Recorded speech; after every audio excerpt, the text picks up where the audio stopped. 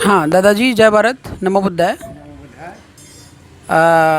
आपसे हम थोड़ा ये जो समाज है, सोसाइटी है, आपका बड़ा अनुभव है, हम जहाँ तक फील करते हैं नज़दीक ले आओ।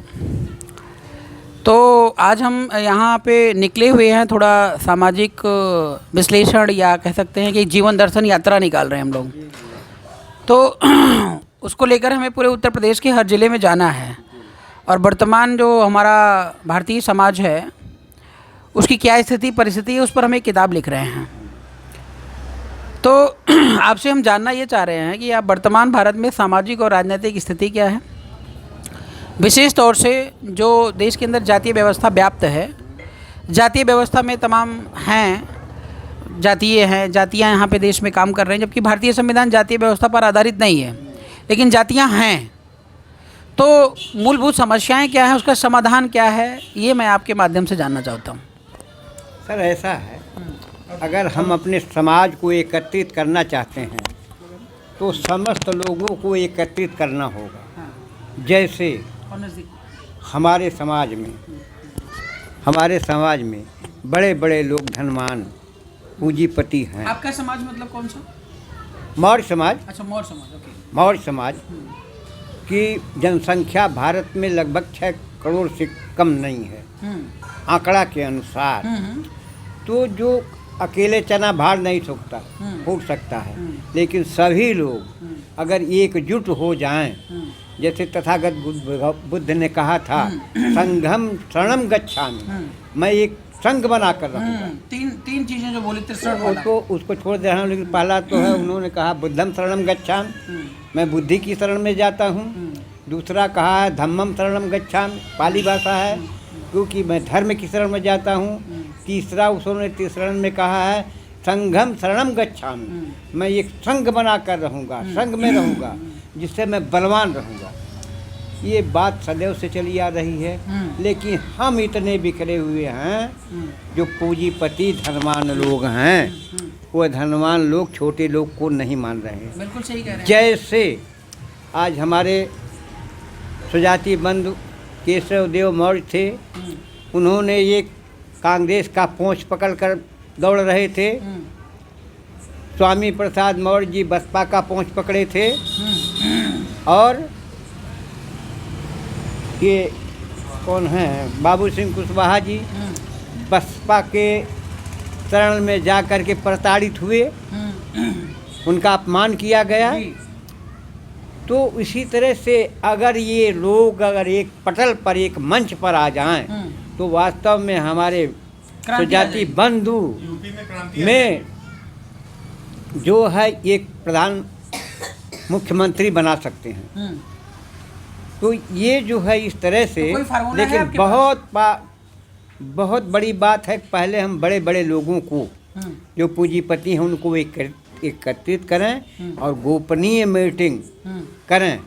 जैसे आप हमारे देश में जो ब्राह्मण एक समाज पर आ गया है, क्षत्रिय एक समाज पर आ गया है, मुसलमान एक समाज में हैं, और जिसको एससी कास्ट कहते हैं, जो है नहीं, जो कहते हैं अपने को चमार, और चमार नाम का है ही नहीं है। तो ये लोग जो अलग अलग भावना बना करके रह रहे हैं, इनको एक करना होगा। एक समाज को एक करना होगा या नेता को एक करना होगा? समाज को या नेता को? नहीं, पहले नेता अगर जुटेगा तो समाज ऊपर जुटेगा। नेता ऐसे नहीं जुटेगा, हमने प्रयास करके देख लिया। हमने देखा है, उसी पहले मैं कहा हूँ 10 किलो मेढक को अगर तराजू पर तौला जाए तो नहीं तौला जा सकता है। क्यों कि एक अगर तराजू पर रखेगा दूसरा छटक कर किनारे जाएगा। जैसे पहले मैं कह चुका हूँ, केशव देव मौर्य जी है, कांग्रेस का पोंछ पकड़ करके अपना जो उल्लू सीधा किए या नहीं किए, उसी तरह स्वामी प्रसाद मौर्य बसपा के पल्ले थे, बाबू सिंह कुशवाहा भी थे, और केशव प्रसाद मौर्य जी आज बीजेपी के में उप मुख्यमंत्री के पद पर हैं। ये लोग अगर गोपनीय ढंग से अपने समाज को एकत्रित करना चाहते हैं तो गोपनीय मीटिंग करें। लेकिन हमने लेकिन की बात छोड़िए, लेकिन से पहले जब तक गोपनीय मीटिंग आपस में करेंगे नहीं, तब तक उनका समाज जुड़ेगा नहीं। लेकिन सर यहाँ पे स्वार्थ की बात आ जाती है, महत्वाकांक्षा की बात आ जाती है। समाज के लिए जो बंदा लड़ रहा होगा वही तो गोपनीय मीटिंग करेगा। अगर हम अपने स्वार्थ के लिए लड़ रहे होंगे तो मैं क्यों गोपनीय मीटिंग करूँगा? मुझे बीजेपी कांग्रेस से पैसे मिल रहे होंगे तो मैं आपकी बात क्यों सुनूंगा?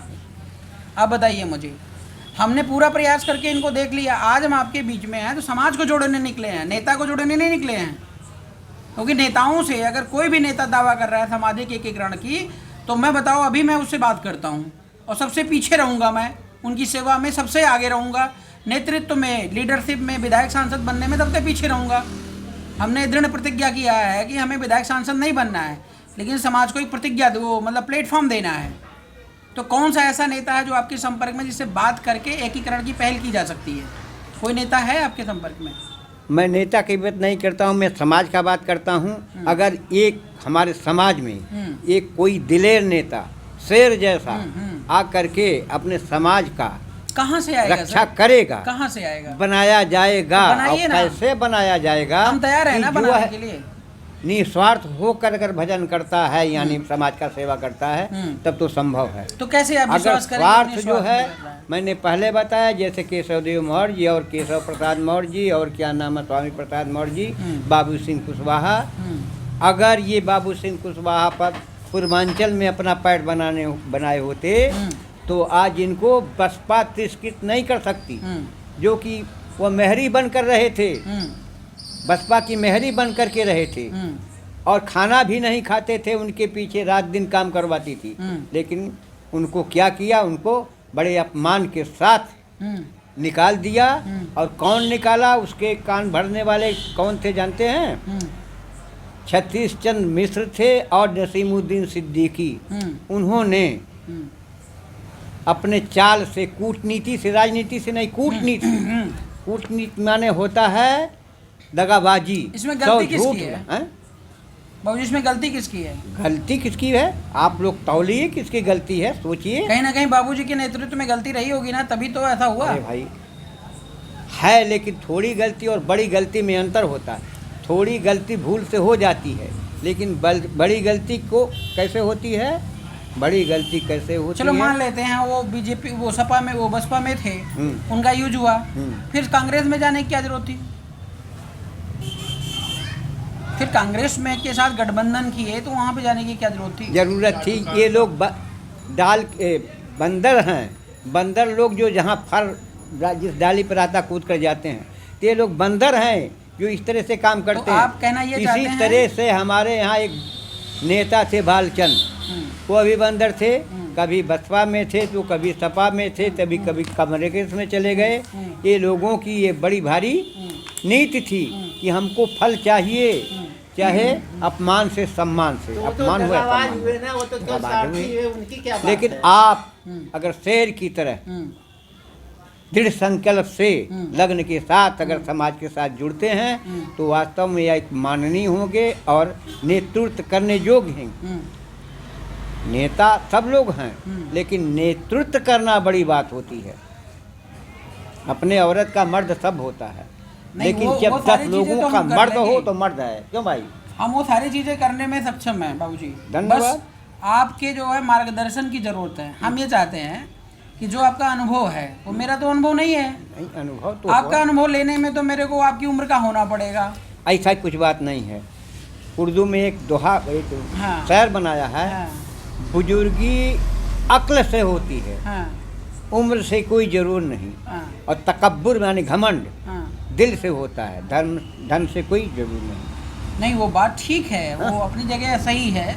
कभी कभी अवसर अच्छे मिल जाते हैं, व्यक्ति बड़ा बन जाता है, बात अलग है, आगे निकल गया। नहीं, आप में लेकिन जो अगर आप- ऊर्जा है आपके शरीर में, जी। ऊर्जा और लग्न उत्साह है, हाँ, हाँ। तो वास्तव में सच्चाई के साथ हाँ, आप आगे आएंगे। हाँ, यह मेरा अनुभव है। हाँ।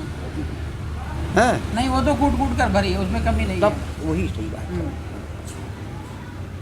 तो बाबूजी अभी ये पार्टी का गठन किया गया है, तो इसको कौन सी कैसे? पार्टी आप बनाए हैं? भारतीय राष्ट्रीय पार्टी। अच्छा अच्छा, हाँ।